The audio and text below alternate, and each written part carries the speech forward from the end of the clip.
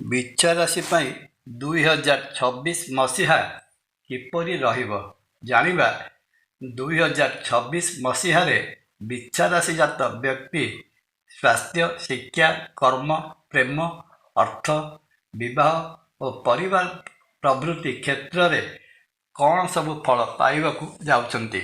ନମସ୍କାର, ମୁଁ ତପନ ଡାଇଜେଷ୍ଟକୁ ଆପଣଙ୍କୁ ସ୍ୱାଗତ। ବୈଦିକ ଜ୍ୟୋତିଷ ଶାସ୍ତ୍ର ଗଣନା ଅନୁଯାୟୀ 2026 ମସିହାରେ ବିଛା ରାଶି ଜାତ ବ୍ୟକ୍ତି ସ୍ୱାସ୍ଥ୍ୟଗତ ସମସ୍ୟାର ସାମନା କରିପାରନ୍ତି।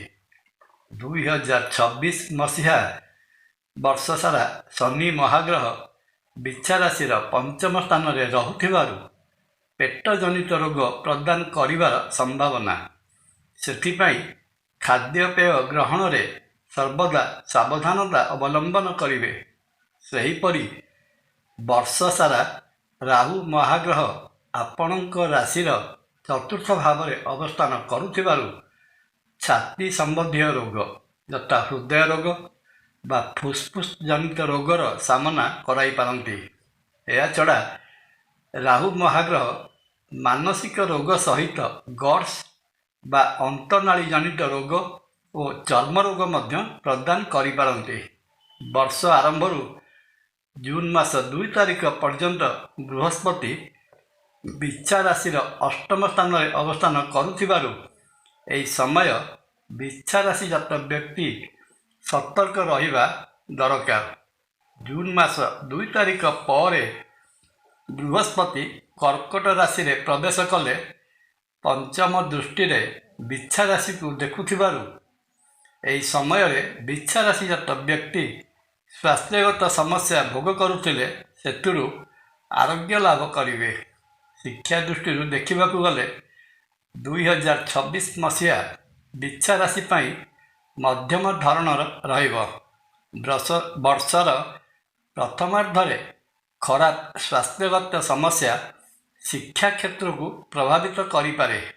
ଜୁନ୍ ମାସ 2 ତାରିଖ ପର୍ଯ୍ୟନ୍ତ ବୃହସ୍ପତି ବିଛା ରାଶିର ଅଷ୍ଟମ ଭାବରେ ରହୁଥିବାରୁ ଏହି ସମୟ ରିସର୍ଚ୍ଚ ସ୍କଲାରମାନଙ୍କ ପାଇଁ ଠିକ୍ ରହିବ।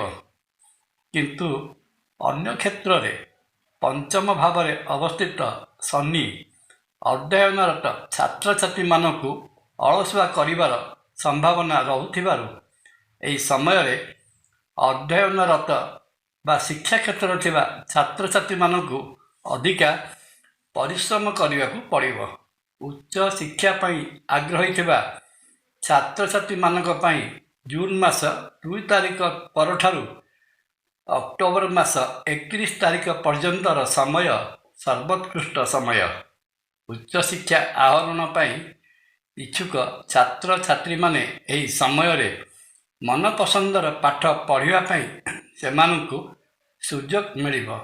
କମ୍ପିଟେଟିଭ୍ ବା ପ୍ରତିଯୋଗିତାମୂଳକ ପରୀକ୍ଷା ଦେବା ପାଇଁ ଚାହୁଁଥିବା ଛାତ୍ରଛାତ୍ରୀମାନେ ମଧ୍ୟ ଜୁନ୍ ମାସ 2 ତାରିଖ ପରଠାରୁ ଅକ୍ଟୋବର ମାସ 31 ତାରିଖ ପର୍ଯ୍ୟନ୍ତ ସମୟ ଅନୁକୂଳ ରହୁଥିବାରୁ ସେମାନେ ମଧ୍ୟ ଏହି ସମୟର ସଦୁପଯୋଗ କରିବା ଆବଶ୍ୟକ। ଏହାଛଡ଼ା ଅନ୍ୟତମ ଶିକ୍ଷା ପ୍ରଦାନକାରୀ ଗ୍ରହ ବୁଧ ମହାଗ୍ରହ 2026 ମସିହା ବର୍ଷରେ ପ୍ରାୟ ଅନୁକୂଳ ସ୍ଥିତିରେ ରହୁଥିବାରୁ ବୁଧ ମହାଗ୍ରହଙ୍କର ପ୍ରଭାବରୁ ଛାତ୍ରଛାତ୍ରୀମାନେ ଅଧ୍ୟୟନଶୀଳ ରହିବେ। ଏତ ଗଲା ବିଛା ରାଶି ପାଇଁ ସ୍ୱାସ୍ଥ୍ୟ ଓ ଶିକ୍ଷା କ୍ଷେତ୍ରର 2026 ମସିହାର ବାର୍ଷିକ ରାଶି ଫଳ। ଆଗାମୀ ଅଧ୍ୟାୟରେ ଉପସ୍ଥାପନ କରିବା ବିଛା ରାଶିର 2026 ମସିହା ପାଇଁ କର୍ମ, ଅର୍ଥ, ପ୍ରେମ, ବିବାହ ଓ ପରିବାର ପ୍ରଭୃତି କ୍ଷେତ୍ରରେ ସେମାନେ କ'ଣ ସବୁ ଫଳ ପାଇବାକୁ ଯାଉଛନ୍ତି। ବିଛା ରାଶି ଜାତ ବ୍ୟକ୍ତି 2026 ମସିହାରେ ସ୍ୱାସ୍ଥ୍ୟ ସମ୍ବନ୍ଧୀୟ ସମସ୍ୟା ଭୋଗ କରୁଥିବେ ତେବେ ବିଛା ରାଶି ଅଧିପତି ମଙ୍ଗଳ ମହାଗ୍ରହଙ୍କର ଅଧିଷ୍ଠାତା ଦେବତା ମହାବୀର ହନୁମାନଙ୍କର ପୂଜାର୍ଚ୍ଚନା କରନ୍ତୁ। ପ୍ରତ୍ୟହ ହନୁମାନ ଚାଳିଶା ପଠନ ବହୁତ ଗୁଡ଼ିଏ ସମସ୍ୟା ନିବାରଣ କରିଥାଏ। ପରିଶେଷରେ ଶ୍ରୀକ୍ଷେତ୍ର ପୁରୀରେ ବିରାଜିତ ମହାବିଷ୍ଣୁ ଶ୍ରୀ ଜଗନ୍ନାଥ ମହାପ୍ରଭୁଙ୍କୁ ଦର୍ଶନ କଲେ ବିଚ୍ଛାରାଶିଜାତ ବ୍ୟକ୍ତିଙ୍କର ରହିଥିବା ସମସ୍ୟା ଦୂର ହୋଇ ମନୋବାଞ୍ଛିତ ଫଳ ପ୍ରାପ୍ତ ହୋଇଥାଏ। ଜୟ ଜଗନ୍ନାଥ। ଭିଡ଼ିଓ ଭଲ ଲାଗିଲେ ଲାଇକ୍, କମେଣ୍ଟ, ସବସ୍କ୍ରାଇବ୍ ଓ ସେୟାର କରିବା ପାଇଁ ଅନୁରୋଧ। ନମସ୍କାର। ତପନ।